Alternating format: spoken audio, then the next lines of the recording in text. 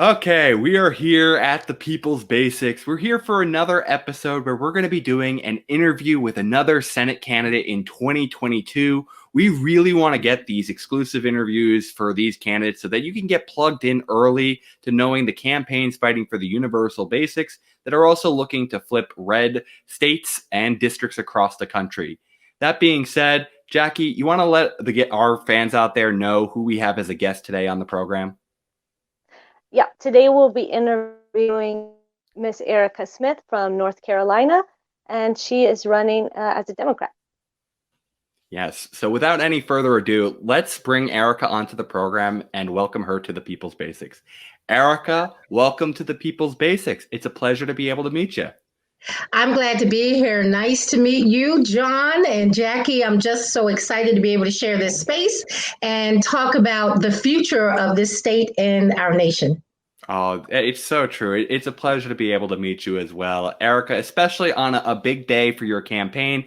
It'll be a little Yes. bit different by the time that this comes out, but at the time of the recording, you just came out with a big universal basic income plan. Can you talk Yes. about why you wanted to release this now and why universal basic income is so important? Because we're at a time in our nation where people are struggling. We're in the middle of an economic crisis. We are in a generational poverty crisis. And now is not the time for small ideas or incremental change. And the reason we came out with our UBI, it is something that I have followed and has been near and dear to me since I was a theology student at Howard University. And I am very, very much a follower of Dr. Martin Luther King, and I know what he proposed with a guaranteed income. And now we have more and more discussions about that. When Andrew Yang was running for president, there were very few people who could visualize a monthly check. But now, after the pandemic, it has shown us just how viable and the expansion of what our government is capable of doing to help people reach their needs. And so I have been a firm supporter of building the beloved community. And a necessary component of that is to make sure that we have a guaranteed income. That has been the tool, as Dr. Martin Luther King shared, which will be a tool for eradicating poverty. And that's what's so important, the ability of UBI to do just that. So we launched it today as we are preparing to move in and offer policies that we know people on the sidelines who are struggling, who, I meet in the grocery store. And for our grocery store, we don't have a major grocery store in my county. So we actually buy our groceries from Dollar General. These are the people that I'm offering UBI to. Oh, I mean, that's so wonderful. Erica, I want to dive a little bit into the details of the plan that you have, because I think one of the things, especially within the UBI community itself, is there's a lot of ideas of how you structure it, how you fund it. What's your philosophy of when you're in the Senate, how you would try and propose such a plan?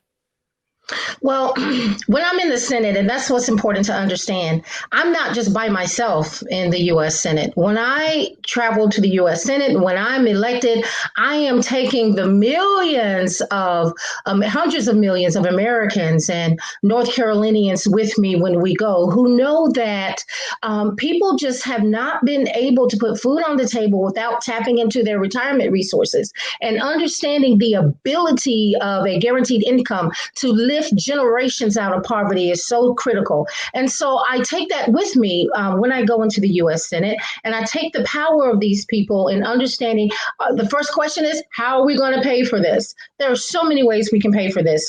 We have these big tech industries that are making millions of dollars off of our personal data. We can start there. We can look at some of our budget priorities, and we can trim defense, and we can invest in our country and invest in our citizens. Those are a couple of ways for us to pay for it. Okay, that's wonderful. So let me ask you a little bit more about the background. We obviously dived right into the policy, Yeah. but Erica, to let the audience know a little bit more about your background of what inspired you to run for office. Obviously, you have concerns about the poverty millions of Americans are facing, but what made you realize that public office was the moment for you right now? Absolutely. I can just summarize it to say that I am an engineer by training. I'm an educator by trade. I am an ecumenical leader by calling, and I'm an equity builder by mission. And so I spent 13 years as an engineer in corporate America. I used to be I used to work at the Boeing Company in Seattle, Washington, and also the United States Patent and Trademark Office. And when I was practicing in engineering, I noticed that we did a lot with optimizing formulas and creaking looking at our criteria, optimizing that criteria so that we can get the best possible product.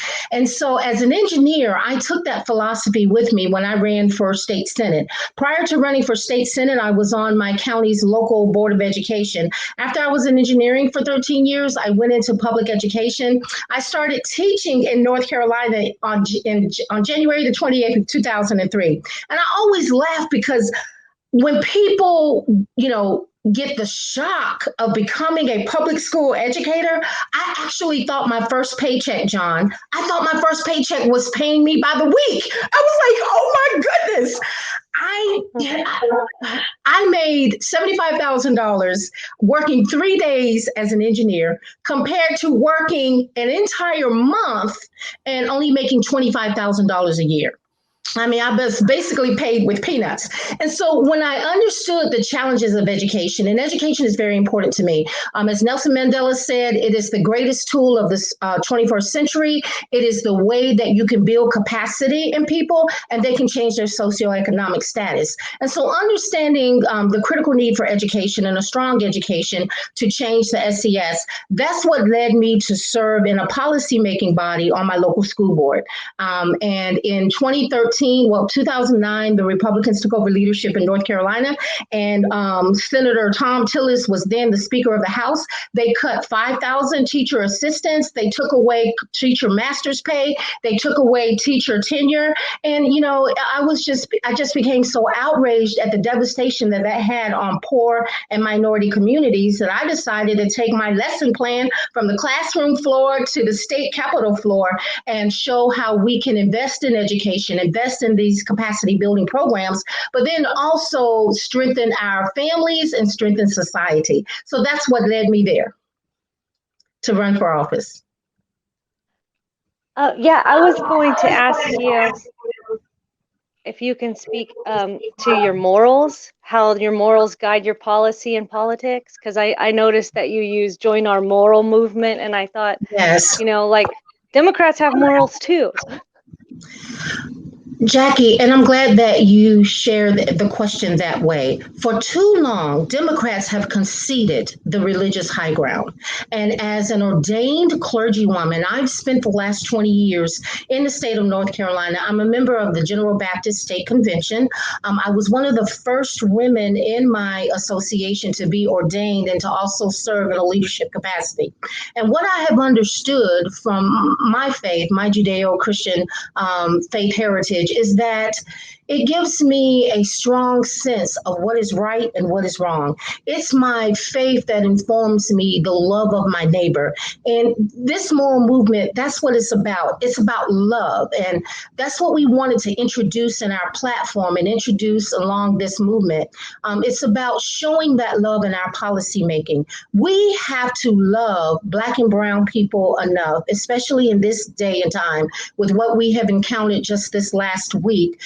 With, as recently as today, a 13-year-old brown child being murdered by the police. We have to love each other enough to want to end state-sanctioned violence against Black and brown people. We have to love each other enough to not want to see another family go bankrupt because someone got sick. And we need to understand the importance of how we show love by respecting the dignity of work and providing an increase in the federal minimum wage.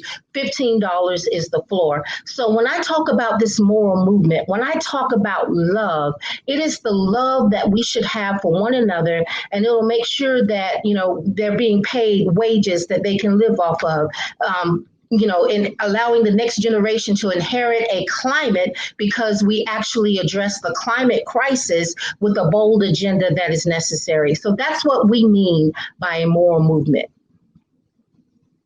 Yeah, that goes perfectly into my next question. which I love the quote you have on your website, "Policy is my love language" by Ayanna Pressley. Could you elaborate that? I think you just did pretty well, but I loved that quote so much, and I love that you had it on your website. Like, there were so many beautiful things about your website that just made my heart full. Well, I love Ayanna Pressley, and I especially love that quote because it embraces the embodiment of why I fight so hard. When I say that policy is personal for me, I had to navigate a broken healthcare system. There are high rates of Black women's maternal mortality rates as well as infant mortality rates. I, as a Black woman, had extreme issues during my childbearing years. And so I gave birth because of pregnancy-induced hypertension. My son was born at 5 months. He was 1 pound, 1/2 ounce. And Elias was our beautiful miracle. After being in the intensive care unit, neonatal intensive care unit for 6 months, we brought Elias home. Both my husband and I at the time, we had good state jobs. We worked for the state. We had employer-based insurance. My insurance company gave me 4 hours of nursing care for a baby who was medically fragile. He had feeding issues and had just had a feeding tube removed. He had a tracheostomy. And so not only did I get limited health care from, a nurse, but he did not get approved for life-saving medical equipment, the humidifiers that go over the tracheostomies to keep foreign objects from getting in. And, you're dealing with an infant here. So I was teaching in the regular ed program from 7 in the morning until 3:30. And then I had to take on a part-time job at the alternative school, teaching from 4 o'clock in the afternoon to 7:30 at night, just so that I could afford to buy the $368 worth of life-saving medical equipment that my child needed just to be able to stay alive. When we fought to try to qualify for Medicaid, we had to get rid of every asset. We had an extra vehicle that my older child was using to go to and from his part-time job. So he had to quit that. My middle 2 children were then not able to participate in piano and soccer and everything else. And so I had to navigate the intensity of just trying to put food on the table and keep a roof over our head and take care of a medically fragile child.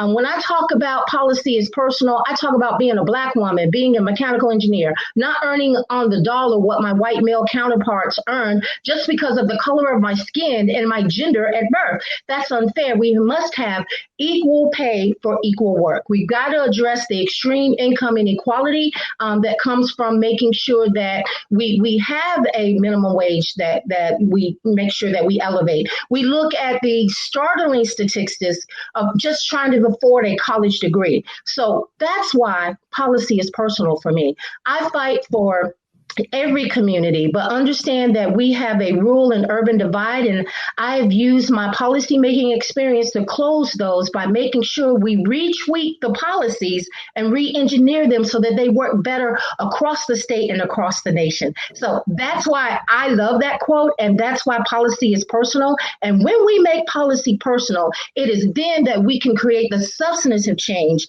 that will have the most impact for people in this state and in this nation. I think that is so apt, Erica. I thank you so much for sharing that very personal story of the challenges that you went through. Yeah. I think that last point that you made about trying to close that urban-rural divide is something Yes. that I'd love to kind of pry at a little bit more. And first, one of the policies that you asked for on your platform is universal broadband. And so I want to ask you, how do you envision that type of a rollout? We've had past implementations of trying to achieve universal broadband by subsidizing a lot of telecommunications companies to try and get them to expand their service. How do you actually want to try and achieve universal broadband? By subsidizing the telecommunication industry, that has not been the most effective in making sure we can have that last mile internet connection. As we have gotten through this pandemic, and I, as a teacher, understanding the challenges for students who are trying to access remote learning where they can't even hold on to a signal. And so when I transitioned from engineering to public education, my dad had early onset of Alzheimer's. And so the six of us children, we wanted to honor him. He served his country well, and we wanted to make sure he could stay at home and be able to live out his golden years. When I relocated from Arlington, Virginia, to my hometown in Northampton County, on the dirt path that my mom grew up on, which is still a dirt path and unpaved. That's why policy matters. I moved in with my parents, and I had to suspend my graduate program because here I was, a patent examiner, doing high-speed research on two platforms. And then I get to Gaston, North Carolina, and my parents are on dial-up. I was trying to get into my graduate classes, and I'm like, oh my God, before I can get even on Blackboard, class is over, and forget trying to upload a document. And so this was almost, 20 years ago. And still today, in these parts of the rural parts of the state and nation, we still don't have the broadband access. Well, first, we've got to treat broadband. It is not a luxury. It is a life-saving utility. We get telemedicine through broadband. We get remote learning through broadband. How are you going to work at home where you don't have broadband? And then speaking of that, how are you going to work at home for the companies that close and you're homeless? And so when we're looking at these issues, these lived experiences, and having to navigate that and understanding how we have to connect Americans through broadband, we're going to have to start treating it like a utility. So that is the one transition that I would make, and to make sure that we provide the subsidizing to the citizens who cannot afford a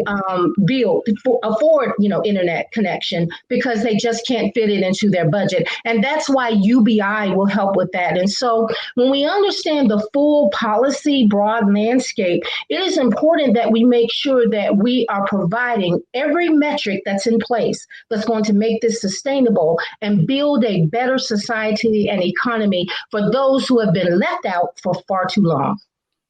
I think that's quite apt. I'm curious. There's a lot of divide that I think a lot of Democrats traditionally have done particularly well in more urban areas compared to rural areas. And I want to ask you, in your opinion, what do you think Democrats are not truly understanding to better connect with rural communities, in your opinion? Well, yes, Democrats have to understand that not only does the message matter, but the messenger matters. And when we look at North Carolina, we have had extreme problems with gerrymandering, political gerrymandering, racial gerrymandering.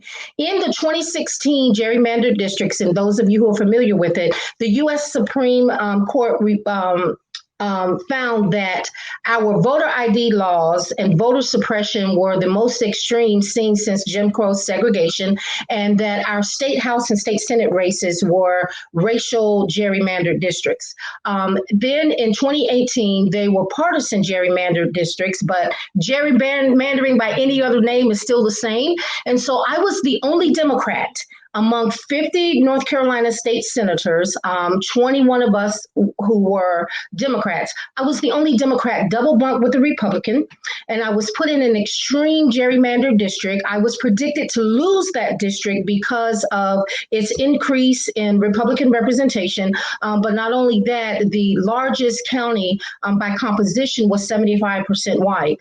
And so what we have to look at when we are serving in rural communities, although I was predicted to lose that, I was in the most threatened seat in the 2018 district. I won that district with 54% of the vote because I have spent the last 20 years building the coalitions of Black, white, and brown that are necessary. Understanding what rural voters want and need. We are so disconnected without broadband access, without access to affordable housing, and that's an issue in the urban centers as well. But what we have to understand is that first, we need to have the message that's going to get them off the sidelines. And I've been able to do that because living in, growing up in, serving in, community building in, I understand what rural voters need. And I've been able to successfully not only close the rural-urban divide by making sure we have more infrastructure in investments in the rural part of the state, but also to work with our urban centers and be able to address those deficits as well.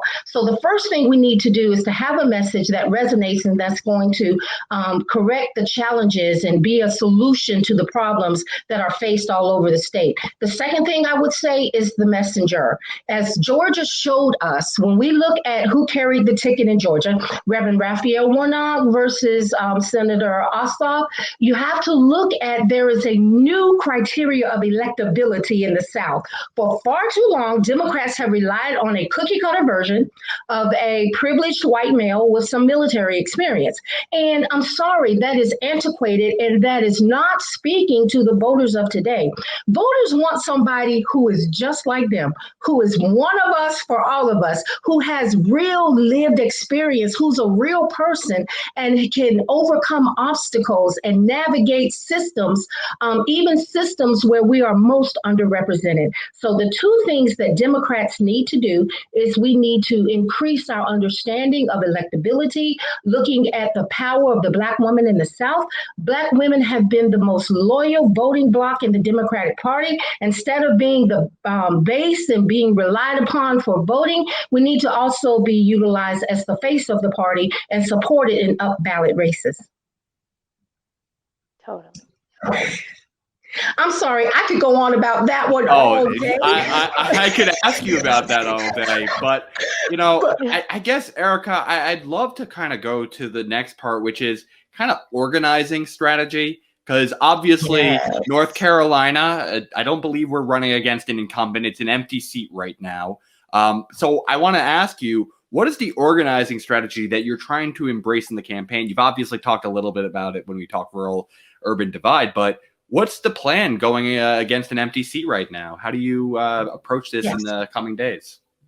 Okay, John, and that is a great question. First, let me remind everyone, I ran for U.S. Senate in 2020.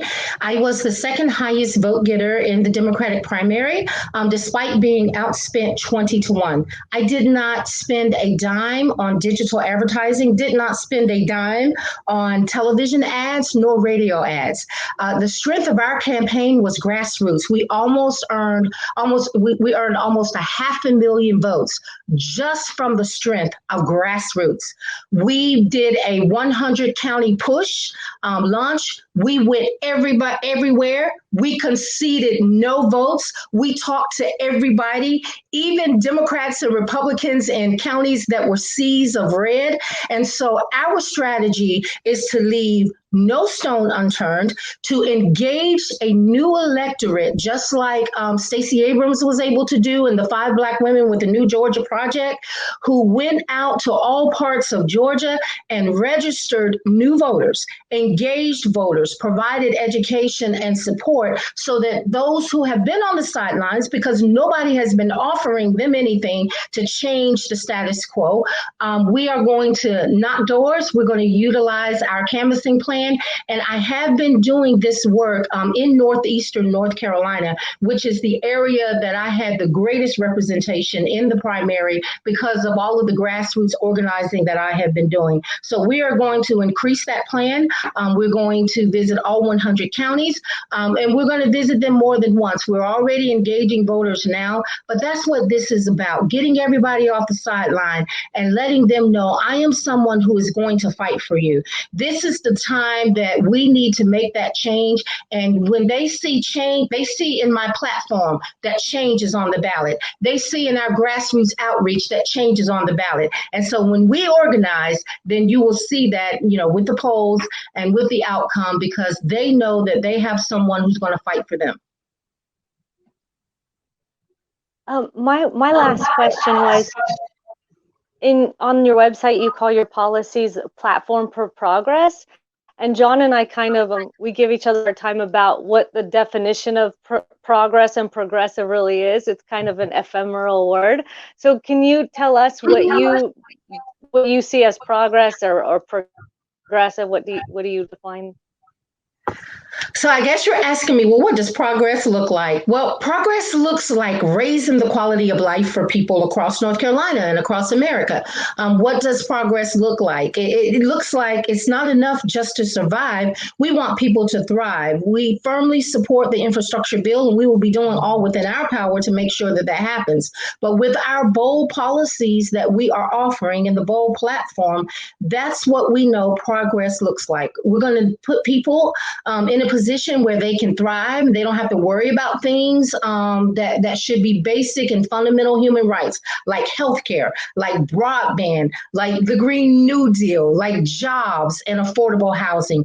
That's what progress looks like. Someone who is actually offering the policies that they are going to introduce with the strength of the efficacy of those policies. And that's what progress is going to look like.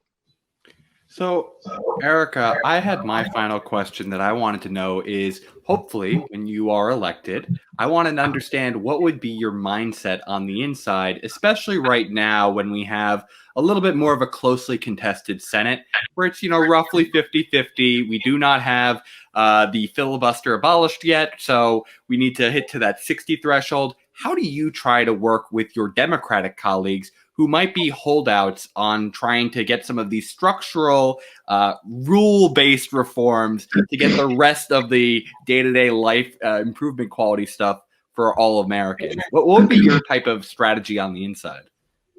I spent 13 years in corporate America working on integrated product teams. And what that meant was that we had the electrical engineers working with mechanical engineers, as well as the software and computer science engineers, materials engineers, making sure that we could develop the best product that's going to have supreme optimum performance. And it's that same business acumen that I developed as an engineer that I utilized as a state senator. Despite being a Black woman, in a Republican supermajority who was a Democrat from the rural part of the state, I was elected Freshman Legislator of the Year. I was elected Freshman Legislator of the Year. And that is because I know how to navigate and create relationships and cooperation on centering ourselves in, okay, this is what we can agree on. These are the parameters that we need to negotiate on. Making some points in private when necessary, and making some other points during the debate that brings a stronger clarity and a better understanding of why this issue, maybe you didn't think about it, maybe you haven't heard about it, or maybe you already have a preconceived notion about it. But let me share it from my perspective. Walk a day in my shoe. Walk a day in the shoes of the people that I bring with me. And so when I shared that earlier, I just want to say in my ability to be a good policymaker rests in understanding the importance of building strong relationships. And that's what I have done. I will do no different when I get to Washington, D.C. And when I walk into the halls of Congress, I'll not be walking alone. I will be walking into them with millions of people across North Carolina and across our country who organized and who galvanized, who came a part of a movement. I'm not just me, Erica, I'm representing a movement. And this movement with the right leadership can make those things happen by creating those relationships with your colleagues and making sure that you can fight for the issues that matter. I won't be alone to persuade that senator to change their vote. We've all got to be in this together. I also believe that every race on every level, everywhere matters. But this race matters because if someone like me, who believes the things that I believe in, can win a state like this, then that changes everything. What excuse would anyone have then tonight to support, to not support our bold agenda? What senator could not support this bold agenda when it comes representing the people across this nation? I think that's well aptly put. So, Erica, how do we help you build upon this momentum? We obviously have people who will be from North Carolina, and we'll also have a lot of people who will not be in North Carolina. How do they get involved? We're going to include your website in the description section of the episode, but how are you looking for them to get involved? Okay, we are asking everybody to go on and take our survey, sign our petition for UBI. We will be introducing policies bi-weekly as we are moving into this campaign. And so if you see a policy that you like, please sign the petition, share it with your friends, follow us on Facebook, follow us on Twitter, follow us on Instagram, and you can donate. You can donate recurring. Our website is ericaforus.com. We are are truly one of us for all of us, and we're willing to fight to make the changes that are going to matter for you.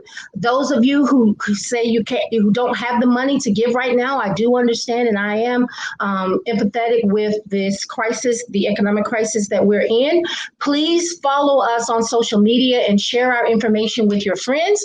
We're happy if you want to host a fundraiser with us. You can just volunteer on our website. You can help us with call banking and calling voters and making them aware of this movement. And so those are just a few ways that you can help us. We stand ready. I have an open door policy. Please feel free to contact us for any questions that you have about our platform. And we look forward to you becoming a part of this movement because we are all in this together. This is about us. This is not about me. This is about us. Yeah, I think that's so true because you know what? We get to have this conversation today because you are such an open person. So we really want to thank you for taking the time today to inform our audience about the race in North Carolina. So as we said before, if you want to go find that website, don't remember the URL already, check the description section down below for you to go check it. Yeah. So Erica, thank you so much again for coming on the program today. Thank you, John. Thank you, Jackie. Take care. You're very welcome. Okay, everyone. So that was our interview with Erica Smith. We really, again, thank her, and we thank you all for getting to know her a little bit better. Please check out the description section down below to get involved in her campaign. I want to thank my co-host Jackie for coming here today and hosting with me and getting to ask some questions to our hopefully future senator. That being said, everyone, please make sure you like and subscribe to make sure that our movement keeps on growing. As well, share this video with your friends so that more people know about the race in North Carolina. So with that being said, my friends, we all hope you have a great day out there. And as always, we hope you guys stay basic out there. Bye, y'all. A rose by any other name still advocates just as sweet. Rosebuds, the Hill of Roses is no more. We are now the People's Basics. In the coming months, we'll be rolling out a new website, our comic series, and rewards to help support our new startup, media, and technology venture. In the meantime, check out our new podcast, The People's Basics, with hosts Jackie Sawicki and I, Jonathan Munitz, where we'll be breaking down a different societal basic each week with our friends, colleagues, and experts. Join us, and let's get back to the universal basics. Please help us by appeasing the algorithm gods with a like, share, subscribe, and hitting that bell today. Stay basic, my friends.